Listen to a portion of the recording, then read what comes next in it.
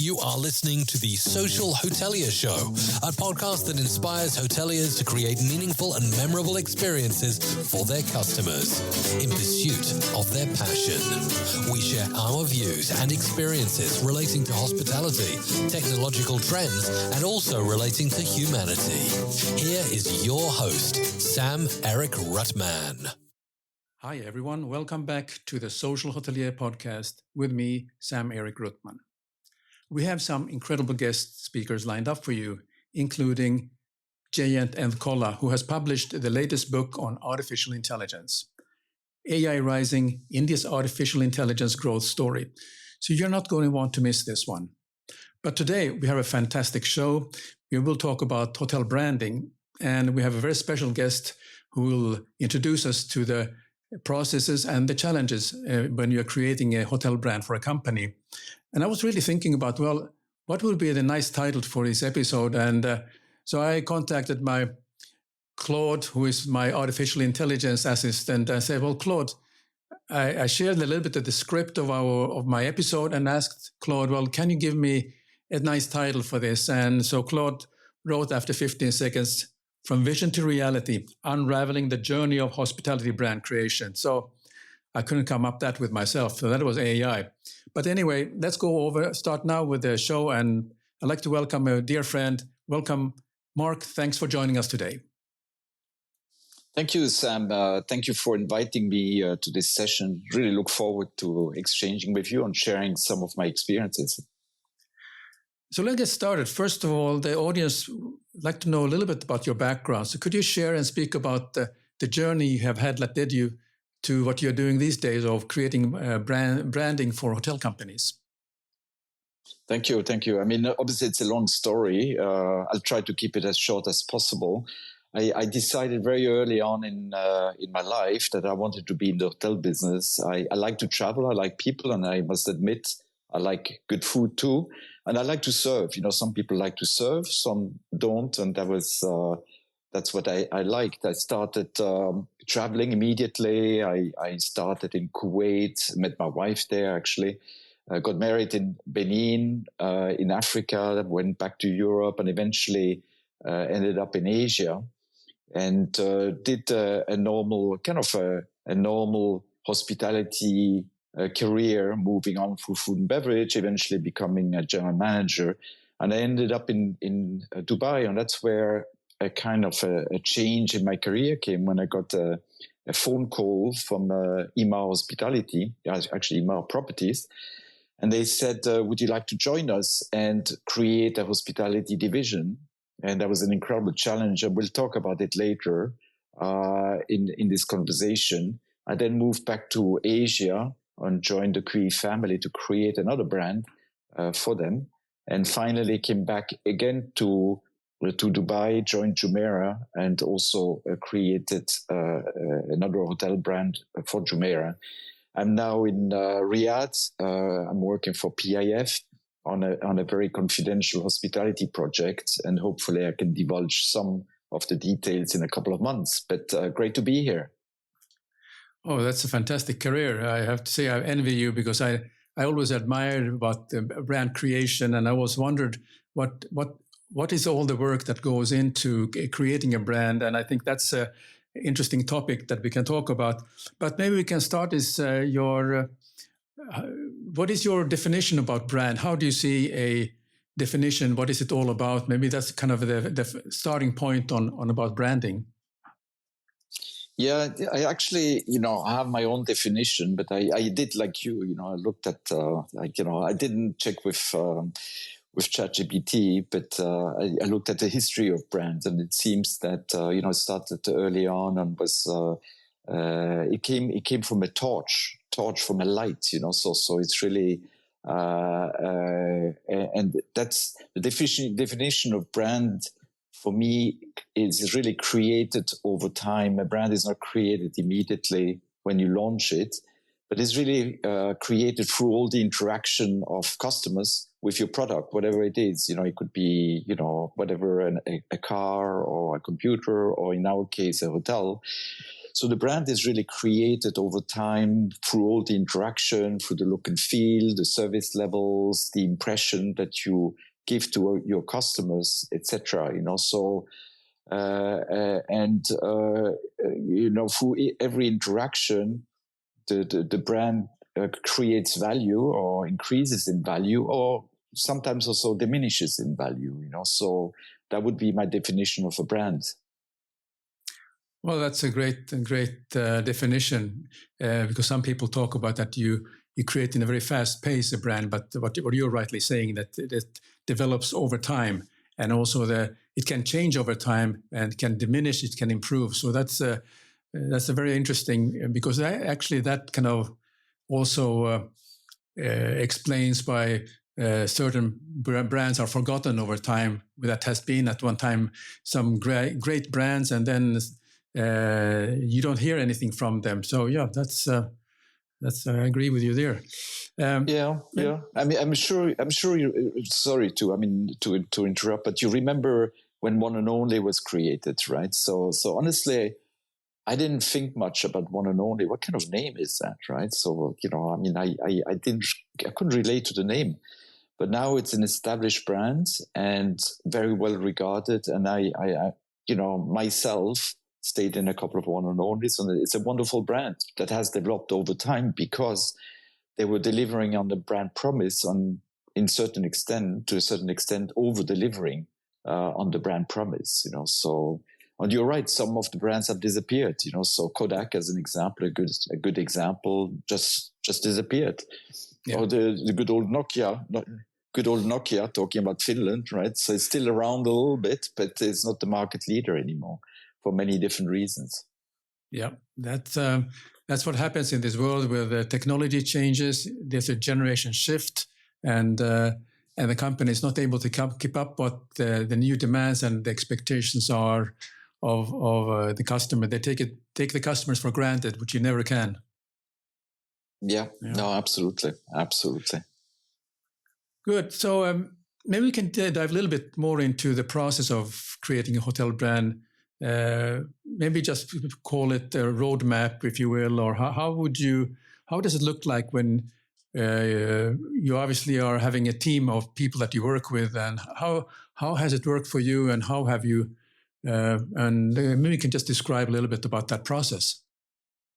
Yeah. But what I can do is talk a little bit about the process, and then also talk about the 3 or 4 experiences, or maybe 3 experiences that I had, which are different experiences on different brand creations, right? So, I mean, I guess if you start from scratch today, when you look at it, there must be a vision. I think every great brand has a visionary leader that had a gut feeling, in a sense. Now, obviously, that gut feeling, say, where do you see the white space? That's where it all starts. Where's the opportunity? And it's really forward looking. And when you create a brand, the danger sometimes is to look too much at the competition and at the past versus looking at trends. Where's the market going? And great visionary leaders have this ability to have that vision to say what is going to happen in a couple of years, 5, 10, 20 years, right? Because obviously that's an important factor. Now, I'm not saying that research shouldn't be done. I think obviously if you have the means and the investment opportunities, then clearly the research helps to understand the market, where the markets are going. But I would really spend most of if I had to invest money, on forward-looking research, right? So where are the trends going? And again, looking for that white space in the market. Then really, what's the purpose? Your brand must have a purpose. What's the deep down purpose? And what's the positioning? Again, back to the white space in the market. How do you position yourself, or are you going to position yourself going forward? And then it becomes a little bit more technical, where you talk about what is the brand personality, the brand voice, I think an important part of it, and we'll talk about it later, I think it's the whole storytelling, you know. So when you start launching a brand, it has to be very catchy, and people will say, "Oh, okay, I remember that." You know, it is memorable. And finally, actually not the most important, but pick the name. But I found in the whole brand creation, the naming being the most difficult, you know, more complicated, just because it's so subjective. In the case of Imar, we had 3 branding companies, naming companies. We had 1,000 names. We came down to one name, actually, that were chosen internally. It was the address, you know, and there's a specific reason for that, and we'll talk about it later. And for Patina in Singapore, actually we didn't use, I think we used one agency, and there it was also fairly simple because I had one person to report to. So that decision was quite quick and good. And finally, if you have a lot of decision makers, it becomes very difficult because everybody has an opinion. You know, I don't like this name, I don't like that name, etc. But actually, the name is important, and there's certain guidelines for the names that you want. You want short, catchy, etc., and available, of course, that you can trademark. But at the end of the day, it's back to what I said earlier. The brand is created over time, and suddenly you get used to a name. When you look at One and Only, back to my story, now everybody knows One and Only, and it's a great brand. Then you have other brands that are, you know, Hilton, it's a name, you know, Marriott, Mr. Marriott. It's a brand, but it's really the last name of the founder of the company. And the other part is really the slogan, you know, take Nike, just do it. You know, a catchy slogan is gone. With the address, we created Where Life Happens for many different reasons, again, that I can explain later. And finally, it becomes really a branding agency that gives you the look and feel, the logo, etc. But it's, again, very technical. And you know, creating the website and so on. So that is kind of the steps that you have to go through if you create a brand. During the process, how do you test what works and what doesn't work in order to that you know that you're on the right path? Is it the gut feeling, or are you very scientific about it? Let me maybe talk you through the 3 experiences that I had, right? So for example, let's start with the address, right? So we had a white sheet of paper, but we had an existing product, you know. So we had hotels under constructions, you know. So it was really actually not a white sheet of paper because we did have the hotel that were being built. So we actually built the brand around the product, you know. So we said, okay, these hotels, they are very close to demand drivers like the malls, right? There is a white space in the market. At that time in Dubai, there were no lifestyle hotels, what you call lifestyle hotels, and now they're all over the place, right? So then we said, okay, let's position that brand as a lifestyle brand.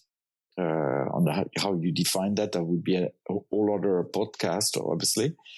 And then, you know, let's create that brand around the activities of the malls, you know. So that's why our slogan was Where Life Happens, right? So active lobby, very attractive food and beverage, close to a mall, a buzzing hotel, etc., etc. You know, so in this case, it really started with the product. Now, another example, and I had the great pleasure to work with Mr. Giorgio Armani. And that was an interesting exercise because you have an existing brand, very strong brand, globally known. But, you know, what does it mean to have an Armani hotel? What is the experience of an Armani hotel? And we had to really create the Armani hotel experience, hospitality experience. And this was a huge issue for Mr. Armani himself, because for him, every interaction with his brand is going to influence the brand. So in a retail environment, he can control the experience, but much better because it's a physical store, so that he can control. He can control to a certain extent the service, the atmosphere. He can certainly control the product because he's creating the product. In the case of a hotel, he gave away his brand to an independent operator. And we have so many touch points in the hotel business that can go wrong or go very well. The check-in, the interaction, collecting your bag, calling the hotel, having a good meal, etc.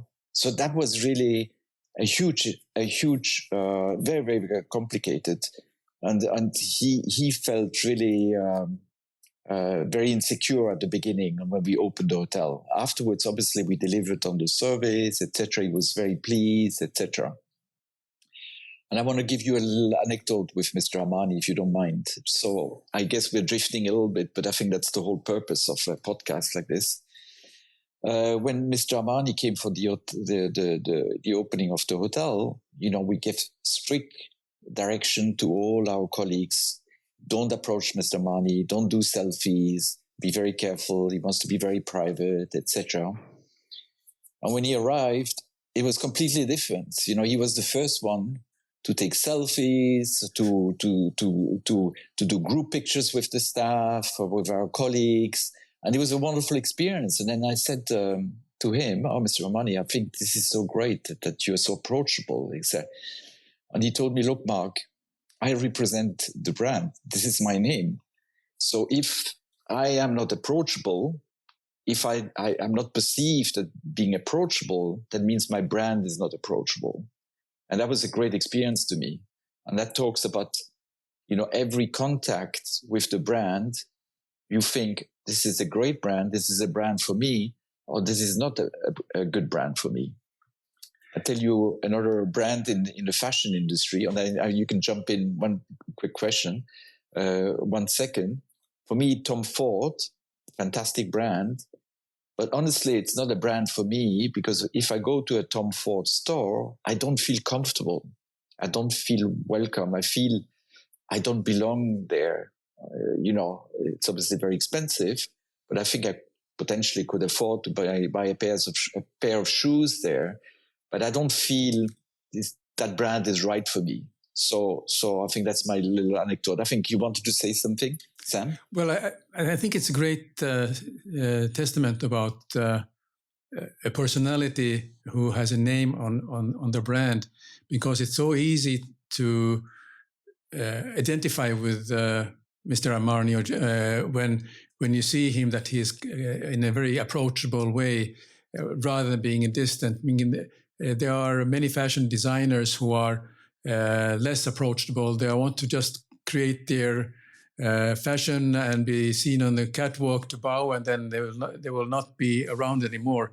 But this is a very good. I have an experience with the Armani Hotel, which actually I liked. Of course, I paid attention to the staff.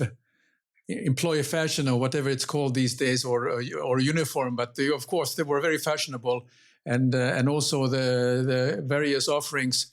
And one particular thing what I liked about the hotel was Peck, this casual restaurant, and I did not know what this Peck is. And then of course when I went to Milan, I knew that there's a place where you can go and buy some good food and good things. So it just gave a kind of a good feel about what Milano and Giorgio Armani represented. So yeah, it worked very well. I think you covered all the key points. Yeah. So when we go to the third brand, the third brand was the Patina brand that's in Singapore, right? So there, again, we didn't spend much money or investment in research. So it was a little bit of a gut feeling and a vision, shared vision with Mr. Kui, myself, etc. And again, it started with a hotel. We had a hotel under construction, and we thought, how do we position the hotel? How do we find, again, that white space? And today, there's less and less white spaces. So maybe that's another discussion we can have later. is really to find that white space. And what is the common vision of the founder of the hotel company? So obviously the Kui family are lovers of great architecture, art, etc. So picking the name Patina was an easy one. We had two choices, and we quickly picked Patina. Obviously, it's the patina that develops over years over a beautiful piece of furniture. And we worked on the flagship. And the issue, and that's a big issue that we will talk about later, is the flagship strategy. That's where, with the address and with Armani, we were in a situation where we did really well because we had two flagships. We had obviously the Armani Hotel in Dubai, which is a true flagship, and then the downtown address, which was the best hotel, the best location, etc. The challenge that I had in Singapore was I didn't have a operating flagship. So we went through the whole process. We did some research to try to find the white space. So we thought that we had it. We had the purpose and the positioning, personality. Also, how did we differentiate ourselves from established brands? We had the story, we had the name, we had the slogan, the brand, etc. But I didn't have the flagship. And that was the biggest challenge that I had, because people said, I love the name. I love your brand. I love all the things you're doing. And I trust the Kui family that will do a great job. And I think you have an incredible experience, etc.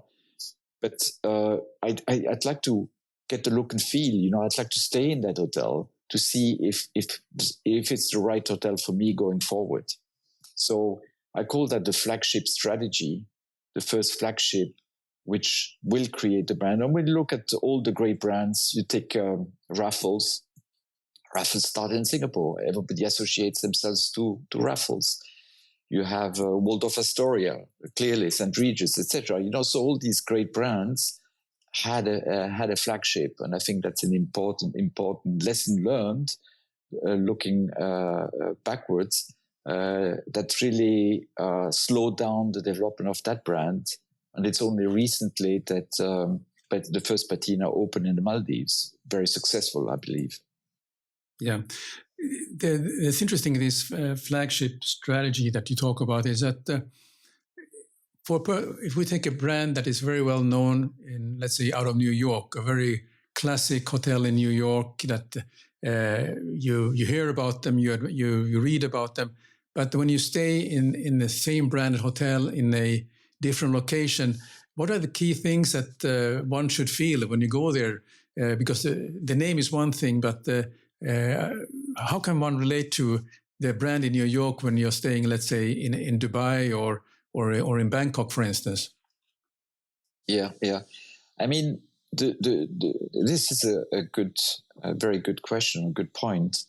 When you look at some brands that got diluted, right, and that's what you were daring to do. You stay in I worked for Ritz-Carlton when Ritz-Carlton was created by Horst Schulze, etc. They had a very, very strong brand identity. But honestly, now, nothing against Marriott. I mean, it's a great company. I'm not saying anything, but you can stay in so many different Ritz-Carltons. And what differentiates maybe is obviously the culture and the service, right? Other than that, it could be a St. Regis. It could be, it could be any other hotel. Unfortunately, so it becomes more and more difficult when you start growing to retain that brand identity. And the only way, in my opinion, is really to own the hotels, right? So you're you own the assets, and then you can control in a much better way. So you take, for example, a brand like Peninsula, 10, 12 hotels only in the world, but they own most of them, or at least 50% equity. When you start going into asset-light strategy, and the big players are all there, they all asset-light, right? They don't own the assets anymore. So that's when you really lose control over the brand. So the only thing you can really influence the brand is by developing brand markers, right? So I call these non-negotiable, so let's say the clock, the clock at the Waldorf, right? You have to have a clock in the lobby. Okay, fine. You got the clock. Or maybe the staircase. I think St. Regis has the staircase, or the butlers, etc. So these are non-negotiables.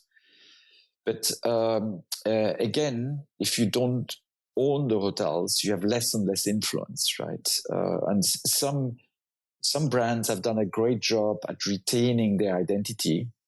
Take an Armani Hotel, right? An Armani Hotel, you step into an Armani Hotel, you know that you're in an Armani Hotel. It's very peaceful, Asian design, etc. It doesn't. Not every Armani Hotel looks the same, but you know that you're in an Armani Hotel. Now, other brands have got diluted over the years and didn't have that same direction. So, for example, I think something that accorded really well with Ennismore, they bought quite a few brands, as we know, 42. When I left, it was 42. It's probably 45 by now. But they retained the initial founder of the brands. They say that person potentially retained some ownership. I don't know exactly what the deal was, but they are in charge of the brand essence. When you look at the Mama Shelter, you look at the 25 Hours. So the founders of these brands are still with the company, and I hope they will stay going forward. And they're really the brand guardians of these brands. And I think that was a very good move that they did. Yeah, I agree with you. I mean, I had a chance to meet some of the founders of these brands, and when you meet them, they're larger than life and very personable. You can understand how they're what really was created about their brand, and I think this is very smart that to retain them, because this is when it comes only just a name and a brand, and then you have different stakeholders in the company who wants to have their say what the brand should be like, then of course there might be a shift in what the brand will be and what the brand experience is. There comes efficiency, comes we don't need this, we can cut down that, which was originally the basis for the brand. So it's very smart that they do that. I want to talk. We can speak about a little bit the market research that goes into creating a hotel brand. You said that if it's a single visionary, he's looking at that white space, looking for future looking or forward looking. But are there some systematic marketing researches that are conducted and maybe tested to find out what is the direction? Is this really the way we should go about in creating a brand for this particular location or the market? No, absolutely. I think, like I said, there's two areas. Obviously, looking back and looking sideways and looking forward. So looking back, looking at the history of, the history basically, and then looking sideways, looking at the competition. What is out there. And I must say, things have changed enormously over the years. When you look back when we started in the hotel business, you had a couple of established brands, the Hiltons, the Sheratons, and we both worked for these brands, so they were the established ones. That's where you used to go. And then eventually there's an emergence of boutique hotels. I still remember, you might remember when Mandari opened in Bali.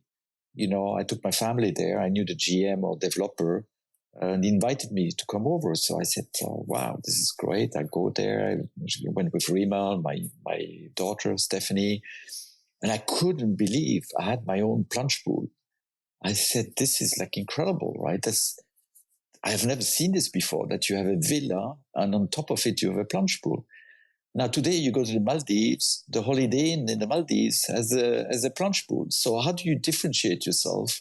Having just a plunge pool is not a differentiation anymore, for sure. So you look at the pool, maybe you want a bigger pool, or maybe you want jacuzzi, or I don't know what you want. But really, that has changed, right? And then obviously the whole trend of the boutique hotels, then the whole trend of the lifestyle hotels, etc., etc., etc. So, and we've come to a point where there's so many brands out there. You told me 1,000 brands in the market now. In hotel brands, right? I think you researched that, or Claude told you also. Is it Claude that told you? No, I really Googled myself. You Googled yourself. Okay, good. But you look at the big boys, right? Accor, 42 brands, right? And I said by now they probably have 45 brands. How differentiated are they, these brands? So big question mark on how are the brand experiences really in line in each one of the hotels that you're going to stay, so it becomes hugely difficult to find the white spaces. I still think there are some white spaces. And what I said earlier in our discussion is really the main focus should be trends. Where are the markets going? So obviously at the moment I'm in Saudi Arabia, so we're looking at trends in Saudi Arabia. It's a young generation that is growing up. What are their needs? Not today. The needs in 5 years, because a hotel takes 3, 4, 5 years to open. On a brand, to establish a brand, you have to establish it for the next generation. If that's the target market that you want to go after, the main focus should be on forward looking, obviously creating personas. What kind of customer are you going to attract? Is it the young, audacious traveler? Is it the well-established, what kind of income level? Is it male, female, etc.? So that research is hugely important, because you want to understand what is the audience. Number one, the white space, but also what kind of audience do you want to captivate? So when you are working on identifying the target audience for hotel brand, you mentioned already, you touched on this, but could you talk a little bit more deeper into that target audience? Because this is something that is quite interesting in the sense that we are looking at the generation now, let's say, what is it? The latest generation is Generation X, I think, or Z or something, which is going to be who are 10 years old. How do you go about thinking, well, they're going to be our largest potential audience. Now, they are very critical about, they're on social media, they're very critical about ecological issues, and they are blaming the parents and the grandparents for screwing up the planet. So how do I create a brand for them? No, I mean, it's a good point, right? So it's so again, working with consultants that specialize in that area. Say if you have the means and on it's definitely worth investing in that area to look again back to the white spaces. Is that the white space you want to be in, right? You might want to be in a different white space. You want to look at maybe, I don't know, all-inclusive or something else, so a different, and then also nationalities, when you look at the demographics of the up-and-coming societies, you look at China, you look at India, you look at Saudi Arabia. Saudi Arabia is, 35 million, 70% are below the age of 30. So that's a growing population. So is that the white space that we want to capture, right? And that's the discussion, and that's the research that needs to be done. Thanks for joining us this week on the Social Hotelier Show. You mentioned about make sure to brands visit our website earlier, and I was looking up what was going on in the brand in iTunes space and hotel companies. And while you're at it, if you I think one of the issues that I learned was that rating on iTunes, or if you simply tell a friend about the show, that would help us too. Actually, before they even launched the product, or maybe they have it as a project, they give it kind of a code name, and while they're trying to figure out what is the brand that they can use. And I noticed that in New York, there was a fair, and there was a brand that was marketed as Project Mid-X Studios, which sounds like a film production company or a new pair of Nike shoes. And it was actually an announcement of a new hotel brand with just a placeholder or a code name. What is the issues with securing a trademark? It's quite touchy. I mean, you were very fortunate with address because that's you can do it. But when you come up with something else, or patina for that matter, that's also a very good word. But what are the trademark issues that you have run across during your career in creating brands? Yeah, I mean the trademark goes. It is obviously part of the naming. You need to be able to trademark the names. Now you can't to trademark the name worldwide in all different sections. It becomes hugely expensive, So if you know that your target market is going to be, as an example, you have a Saudi brand as an example, or GCC. So you're going to trademark your names, maybe major destination, but the whole of GCC. So you're not going to trademark your name in China because your interest is absolutely not to go to China, right? So I think that's an important aspect to do before you launch your brand, clearly, So. And that excludes a lot of names because when you find a good name, they say, "Oh, this is great. It's been used already, or it's trademarked already, So that's an important aspect. So I guess for me, what they're doing is, in my opinion, just a gimmick, So I can't think of anything else. If you launch the brand and you're ready to launch the brand, then you launch the brand, right? And you launch it with a flagship, a big bang, and so on, and then you are successful, So, but the trademarking is an important aspect. And back also to the naming, finding the right name. Again, has a couple of guidelines. It has to be catchy, obviously. So that's quite clear. Easy to remember, easy to Google, etc. Not too long, one or two syllables, so on, so on, and so on.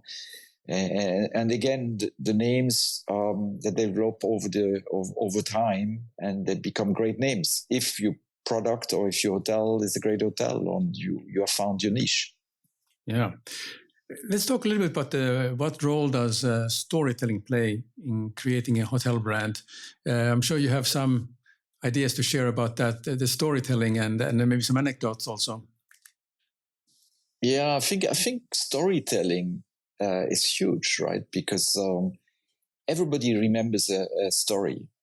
I remember so many stories from my various days in hotels, but I don't remember the color of the carpet. I don't remember if there was a chandelier, and I certainly don't remember the color of the stone, right? So, but I do remember people. I remember the stories of the hotels, right? So now, of course, you can work with people that help you develop the stories. The stories have to be there, right? And they have to be also not too engineered, So you come into a hotel and the tea is this and that, and then the butter comes from the farm next door, and this comes from here, etc. So it becomes a little too engineered. But a true story, and I tell you a little bit about Patina, because that was all about storytelling. When we were interviewing, and we had already a team in place, we were interviewing candidates to join the organization. We asked them, "Do you have a hobby?" Right. So if they said no, didn't hire. But if they had a hobby, what did it mean? It meant, number one, that they were passionate about something. So they could develop a passion. If you don't have a hobby, I say, I don't do anything. I watch TV, You're not going to be the right person to have passion in what you do.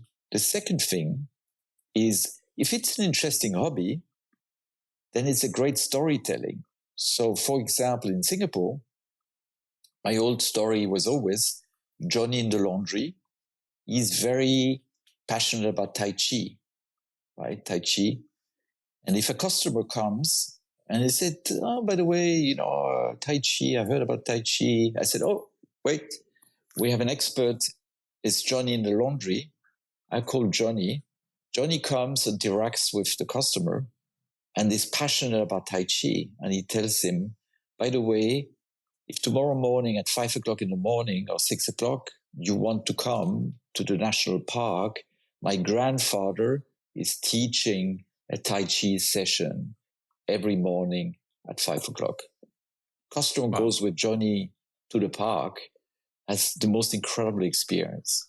Yeah. And we'll tell that story so many, many times. And that's storytelling as an example. So one of the brand pillars for Patina, I don't know if it still is, was storytelling. Finding people who have a story to tell and a passion that they can. It doesn't matter what the passion was. It could be collecting, bookmarks, or could be collecting butterflies or whatever it was. But that was the storytelling, and made a huge. Was really a brand pillar for that brand. That was a great story. I mean, this is I'm told that the best story about the hotel is that the hotel brand becomes the is occupying the fifth seat at the dinner table. So there are the discussions that you have just stayed in a wonderful stay in a hotel, and then basically the stories are about Johnny, for instance, or someone else, or somebody who is passionate about butterflies, and you learn something new in the location where you stayed. Yeah. I mean, the promise was that staying at the hotel, you will stay at the hotel and will leave the hotel you will feel better when you leave the hotel. Now, it could be that you physically feel better because you had a beautiful massage, this, that. You learn something, right? You learn something. You walk away. I have this incredible Tai Chi story. I'm going to look into it, and I'm really going to do to practice it myself. Or maybe you had a great gourmet experience. Whatever that experience was. But you need to leave the hotel enriched. If you leave the hotel just having slept there and paid a lot of money for it, that's not right. Then we failed. That was the objective. You need to leave the hotel enriched. Yeah. Just a small anecdote. We traveled with my wife to London, and we stayed at the Corinthia Hotel. And I love poached eggs, and this one of the things I don't have no idea how to make them, but I have some ideas. But the way they made it was so perfect. So I mentioned we talked about with my wife. I said, she said, "Oh, I really wonder how I can learn how to make it." So cheeky as I was, I asked the restaurant that any way that we can. My wife would like to learn how to make the way you make poached eggs.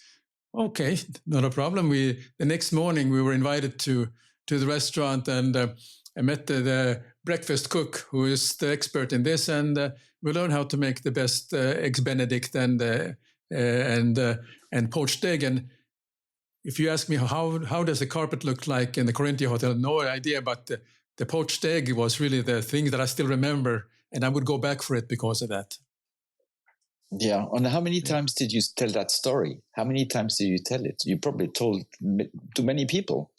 Absolutely, because it's one of those, when it comes to London, it's about memorable stay in one of the hotels, and it was the poached egg story, really. People can relate to a great poached egg. So, yeah.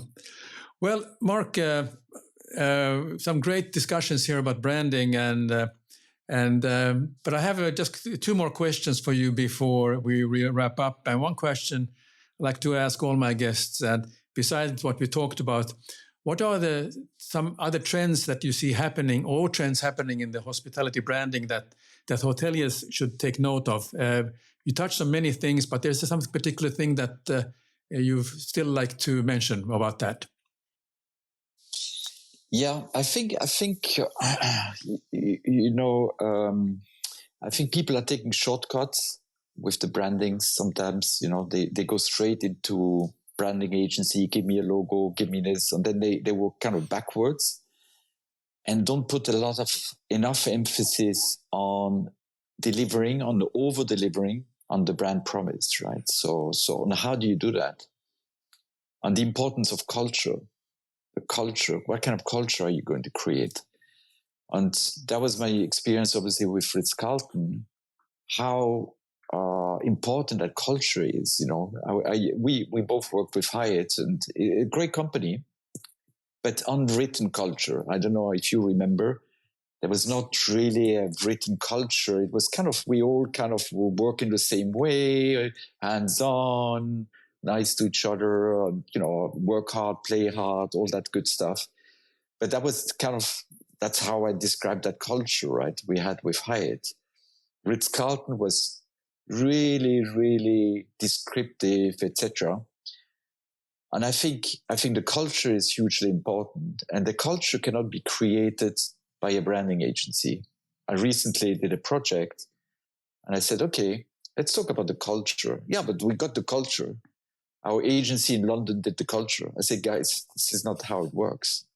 It's we are the creators of the culture. I say, what do you mean? We are going to do it? Yes, we are going to do it. We're going to sit for 2 days.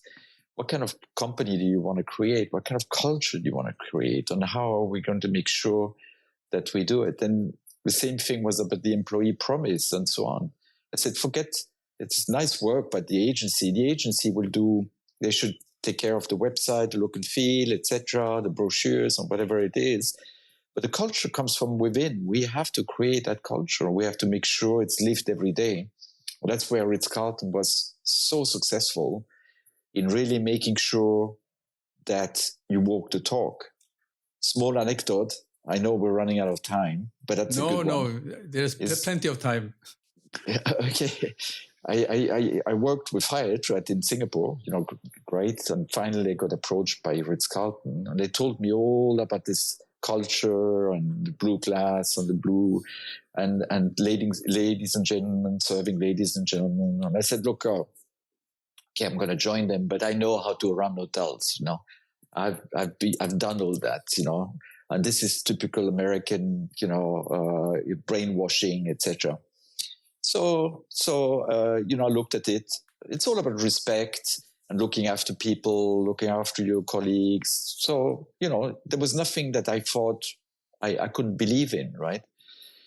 And when I started really believing, when I went to my introduction to Atlanta, and I had my little Credo card in my pocket, I looked at it on the plane, etc.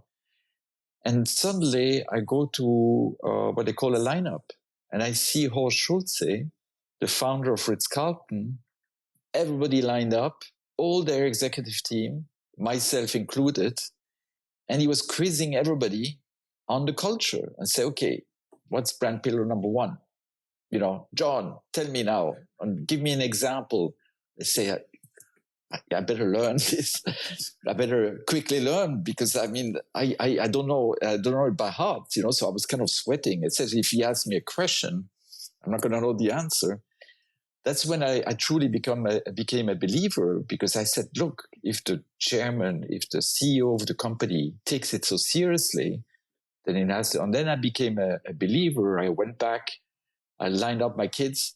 I said, guys, that's it, quiz me on the Credo card. So they quizzed me, and my wife said, what happened to you? You know, they give you a blue pill or something. I said, no, I truly believe in it. Next thing, I did my lineup with my team.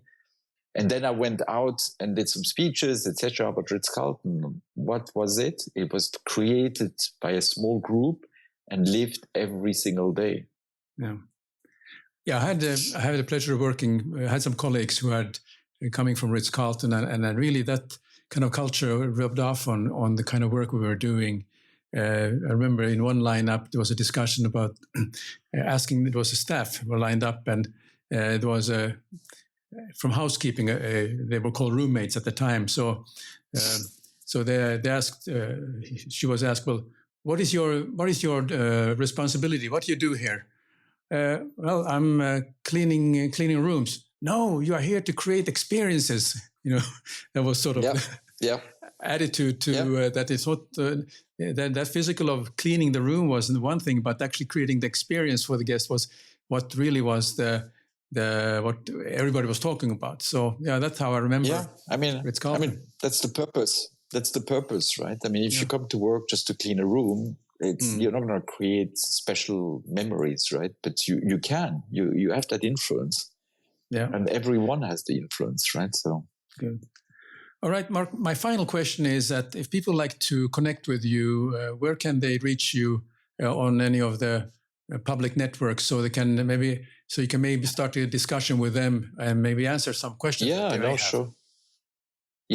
Sure. LinkedIn is probably the best one, right? So you can look Marc Dardenne, you can search it, and I normally click accept all the invitations. Normally, so I'd love to continue exchanging, and it's great. So I love these podcasts.